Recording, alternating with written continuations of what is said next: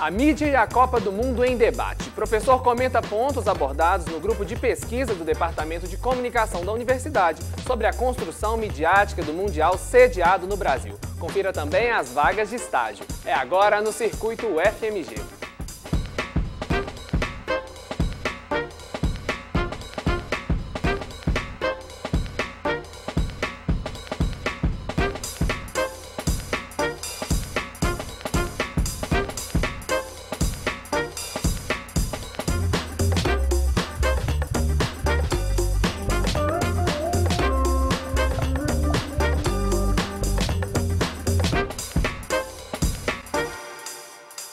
Boa noite. A Copa do Mundo acabou, mas marcou a mídia com recordes de audiência na TV e na internet. No circuito de hoje, vamos debater a abordagem dada ao Mundial pelos meios de comunicação de massa e pelas redes sociais. Quem nos fala sobre o assunto é o professor do Departamento de Comunicação Social da UFMG e pesquisador do Grupo de Pesquisa em Imagem e Sociabilidade, André Melo Mendes. Boa noite, professor. Muito obrigado pela sua presença. Bom, a gente viu antes da Copa em redes sociais até mesmo criação de hashtags como não vai ter Copa e depois teve uma mudança da Copa das Copas. Qual a sua avaliação sobre essa mudança de comportamento? Boa noite, Leonardo. Eu acho que a principal mudança que aconteceu foi que a seleção foi avançando, né? E à medida que ela avançava, houve um esvaziamento desse desejo de manifestações, né? E eu acho também que a própria preparação da polícia para a Copa, ela acabou intimidando um pouco um determinado grupo de pessoas que compareceu em massa na primeira jornada e que, em função um pouco da própria interesse com a Copa, o medo da polícia e até mesmo assim a repercussão desse grupo dentro do grupo do pessoal que organizou as manifestações, acabou que essas pessoas não se sentiram interessadas em participar dessas novas manifestações. Tá. E você acha que essa cobertura da mídia ela contribuiu também para essa mudança do posicionamento? Eu acho que contribui um pouco, mas sinceramente eu não acho que ela é fundamental nesse aspecto, não. Dentro das pesquisas, das pessoas que pensam esse evento, existe um grupo que acredita que a mídia não influencia e tem um grupo que acredita que ela influencia muito.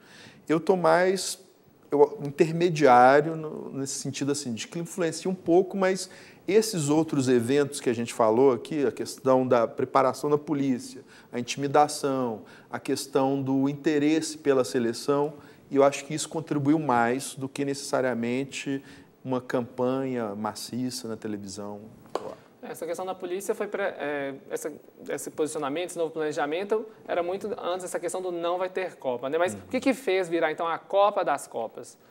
Esse posicionamento, o que você acha? Foi uma postura, essa mudança, o que favoreceu para essa mudança de pensamento? A questão da Copa das Copas, né? Vamos, então, pensar nisso. Eu acho que, primeiro,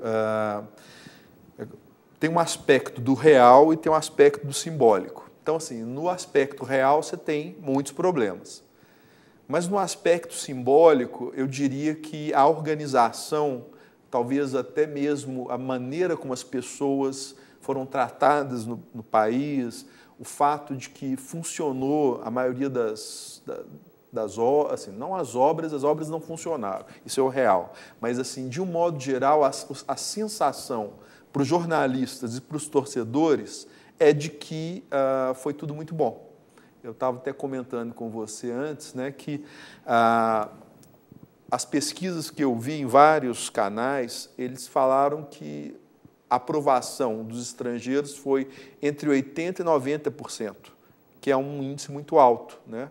Então, nesse sentido, e além disso, houve também, eu acredito que a Copa realmente ela apresentou assim, jogos emocionantes. Então, assim, isso contribuiu também para o interesse das pessoas. Então, esse conjunto de jogos interessantes, de surpresas, de jogos na prorrogação, de viradas, mais as festas, né? Quer dizer, a Savassi ali teve, né, foi Belo Horizonte, por exemplo, mas todas as fanfests espalhadas pelo Brasil, elas tiveram muito sucesso, né? Então, isso tudo contribuiu para essa satisfação e essa ideia simbólica de que deu certo, apesar de ter 1000 problemas. Agora falando um pouco dos assuntos que repercutiram, na Copa, o racismo voltou a virar pauta. Racismo em futebol, né, desde abril teve aquela questão do somos todos macacos, depois que um torcedor jogou uma banana para o Daniel Alves quando ele ia bater um escanteio. E agora na Copa, o colombiano Zúñiga tirou o Neymar da Copa após, né, a falta que ele cometeu e vários comentários racistas nas redes sociais do jogador. O que a gente pode tirar disso? Só complementando, ainda tem o caso do gol contra do Marcelo, né, que também teve uma repercussão muito forte. Bom, o que eu digo, assim, que eu sempre comento é que a gente é uma sociedade ainda muito machista, muito racista, muito preconceituosa em vários aspectos, né? A gente tem uma ilha, que são as universidades, alguns pontos da internet, e nesse mundo a gente tende a acreditar que já foram superadas uma série de questões. Mas no mundo, vamos dizer assim, fora daqui, é um mundo ainda bastante, com todas essas questões que eu já falei, que tem que ser ainda superadas ao longo do tempo, né? Eu acho que o caminho mais possível para que isso seja feito, que vai demorar ainda muito tempo, é educação, né? Através da educação, da frequência das pessoas, da discussão das ideias, você consegue melhorar isso, consegue assim, tornar isso algo menos polarizado, vamos dizer assim, né? Então, mas eu acho que assim, isso não me surpreende nesse sentido de que a nossa sociedade ela ainda está muito estratificada nesses aspectos, assim. Outra questão que repercutiu bastante também foi a questão do choro. É choro quando canta hino na capela, é choro para a vitória, é choro da derrota. O que a gente tira disso? Assim, foi só um abalo emocional, é falta de estrutura, é questão de homens não podem chorar? O que fica dessa Copa? A respeito disso, eu acho que é uma questão bastante complexa, que envolve desde essas questões relacionadas ao machismo, por exemplo, né? Essa discussão se homem chora ou se não chora, até uma discussão mais profunda que é também profunda, que é sobre o que é mais importante, o racional ou o emocional, né? Que é uma discussão moderna, vamos dizer assim, que ainda hoje repercute, né? Então, assim, no início da Copa, quando o Brasil estava tendo sucesso, a tendência era que se aceitasse que o homem chorava, que isso é um aspecto positivo da identidade brasileira, que as pessoas se emocionam, etc. À medida que o Brasil foi fracassando e que foi sofrendo assim, goleadas, houve uma tendência da crítica esportiva em dizer que isso era uma questão de fraqueza.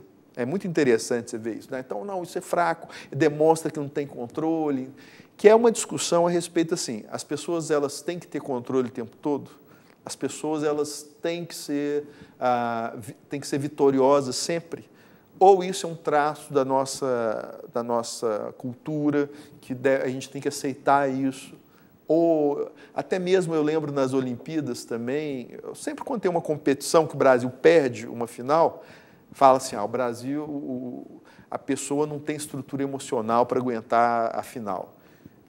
Perdeu porque estava muita coisa em jogo. Então, essa é uma discussão que eu acho que ela é mais complexa. Assim, é uma discussão que ela deve ser pensada até nesse sentido. Nós queremos ser mais racionais? Nós queremos ter esse controle total? É longa essa resposta, eu acho, assim, para ser discutido. Mas eu acho que é interessante você pensar isso, que tem uma base no machismo, que ainda não foi superado, pelo contrário, acho que está muito longe, e tem essa discussão entre o que é certo e o que é errado. O certo é você ser racional, ou o certo ter o controle das emoções ou não. O certo é você deixar essa emoção aflorar e viver essa emoção. Na mídia a gente teve um grande destaque também depois da lesão do Neymar fora, ficou o dia inteiro falando de Neymar, e depois a questão da derrota de Brasil para a Alemanha, outra coisa também que bombou, assim. E aí aqui em Belo Horizonte a gente teve um viaduto que caiu, que também não teve o mesmo destaque que esses dois eventos. E assim, o que a gente pode perceber, assim, houve uma inversão desses valores do jornalismo? Eu acho que assim, do ponto de vista, volto a dizer, racional, do real, houve uma inversão na medida em que você não tratou essa tragédia de uma maneira mais importante do que a contusão do Neymar. Mas do ponto de vista simbólico, a contusão do Neymar, no imaginário das pessoas, ela foi mais importante. Tanto que assim, as pessoas elas estavam interessadas em saber o que ia acontecer com essa pessoa, esse sujeito. Inclusive, é interessante notar que repetiu uma coisa que aconteceu na final da Copa de 98. Né? Quando o Ronaldo, fenômeno, passou mal, teve aquele pipiripaco lá e não entrou em campo bem, ou a repercussão disso no vestiário, isso impactou muito a seleção. Aquelas pessoas ali.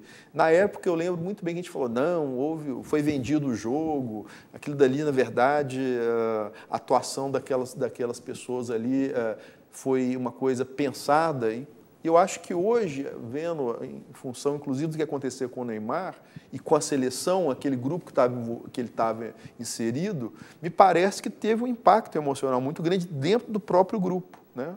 E como as pessoas que estavam acompanhando a Copa, que eram uma grande parte da população, elas estavam envolvidas com isso e com esse futuro que envolveria enfrentar a Alemanha depois. Então, assim, existe um interesse grande sobre isso. Né? Você pode discutir se deve ser dado ou não isso, pela cobertura jornalística. Mas se você for analisar o desejo das pessoas de saber, certamente ela cumpriu, estava mais relacionado com isso. A Alemanha, ela que foi para a grande final, né? Mas muita gente já esperava que fosse Brasil e Argentina por conta dessa rivalidade. Assim. Até que ponto a mídia contribui para essa rivalidade ou constrói essa rivalidade Brasil e Argentina? Eu acho que contribui num certo aspecto, mas a gente não pode esquecer que tem uma rivalidade histórica, né? A gente estava até conversando sobre isso. Por exemplo, durante muito tempo houve uma disputa geopolítica por influência na América Latina. Então você tem uma disputa que ela, se não está aí, talvez até antes disso, mas já existia essa disputa geopolítica. Depois tem um fato que é de que os argentinos, durante um bom tempo, nos últimos, 50 anos, você tem uma educação, um povo muito educado, um povo muito com uma educação alfabetizada, acho que 80% da população, 90% é alfabetizada. E, ao mesmo tempo, você tem um povo que também tem uma relação racista muito forte dentro deles, né? Uma população que eliminou os índios, né? E tem uma população de uma baixa quantidade de negros. Então, assim, eles têm uma relação muito racista com o brasileiro, de um modo geral. Uhum. Então, você coloca essa questão do racismo, mais a questão da parte econômica e educacional, isso tudo cria uma rivalidade. Então, assim, eu não acredito que a mídia ela constrói isso, mas tem elementos históricos. E, além disso, tem ainda o fato de que, durante um bom tempo, o dólar teve em paridade com o peso e houve uma grande invasão de argentinos no sul do país. E nessa invasão de argentinos vão argentinos de todo tipo, vamos dizer assim, né? E que são pessoas, às vezes, mal educadas, tratam mal os brasileiros, expõem esse racismo. Então, cria uma certa uma visão assim, negativa, vamos dizer, do argentino pelo brasileiro. Muito obrigado pela entrevista, professor. Bom, e chegou a hora das vagas de estágio.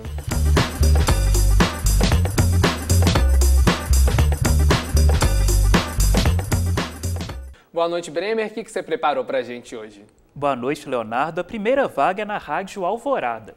A vaga é para alunos de jornalismo para atuar na função de apurador e redator. A bolsa será de R$ 724. Interessados devem enviar e-mail para financeiro@alvoradafm.com.br e no assunto escrever vaga apurador/redator. A próxima vaga é para alunos de Direito, na empresa Acoplation Andaimes.